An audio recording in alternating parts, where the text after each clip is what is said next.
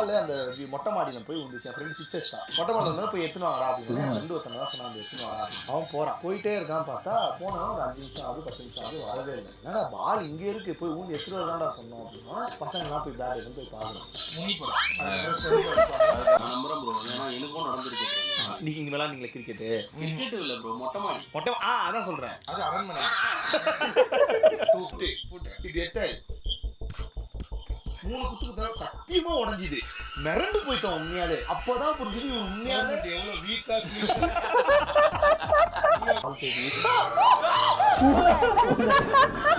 Mind ஊண்டிங்களே அப்படின்னு கேக்குறாரு. எனக்கு தெரியல பூசாரி உள்ள போன பூசாரினே பேசுறீங்க.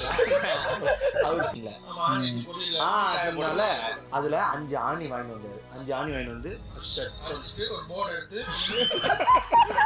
ஜோசியம் பார்க்க